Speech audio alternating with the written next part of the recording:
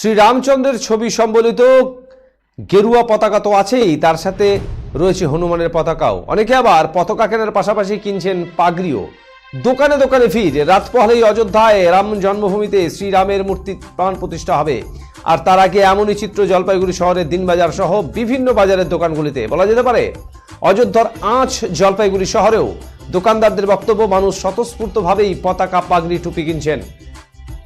রবিবার সকাল থেকেই দিনবাজার, মার্চেন্ট রোড, কদমতলা সহ একাধিক জায়গাতে রামের গেরুয়া পতাকার পসরা সাজিয়ে বসেছেন দোকানিরা। আর সেখানে ভিড় জমাচ্ছে শহরবাসীদের একটি বড় অংশ।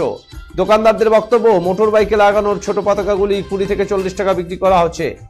এছাড়া পতাকার রেট 350 টাকা পর্যন্ত রয়েছে। মোট কথা, পতাকা কত বড় এবং কারুকার্য কি আছে তার উপরেই দাম নির্ভর করছে। আবার পাগড়ির বিক্রি হচ্ছে 150 থেকে 200 টাকার মধ্যে।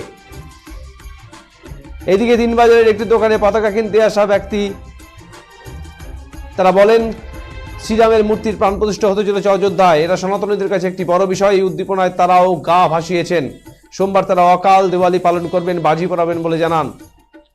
তারা জানান, শ্রীরামের দুটো পতাকা কিনেছেন, একটি বাড়িতে, অন্যটি দোকানে লাগাবেন। অন্যদিকে রাম মন্দিরের পতাকা দোকানদার বলেন, পতাকার বাজার খুব ভালো। সকাল থেকে প্রচুর মানুষ পতাকা কিনছেন। পতাকা ছাড়া তিনি টুপি, পাগড়িও বিক্রি করছেন।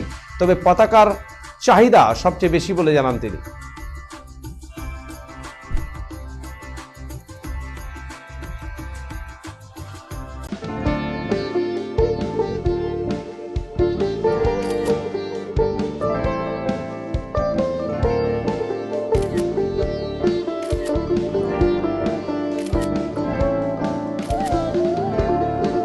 Yeah, ma'am.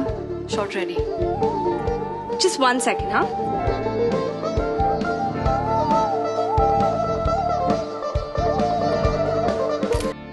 Simco Gold, Gold and Diamond, RRN Road, Old Post Office Para South, Cooch Behar. নাম আপনার?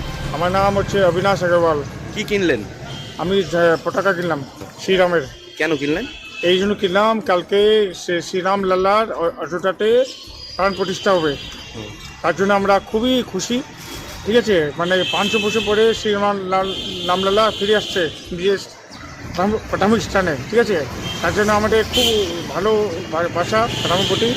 কালকে আমরা কিসের দোকান আপনার? রাম মন্দিরের প্লেট। কেমন বিক্রি হচ্ছে? খুব ভালো ডিসকাউন্ট, ভালো আছে বাজার। ভিড় কেমন? ভিড় ছিল সকাল থেকে, খুবই ভিড় এক- আছে, চলতেছিল।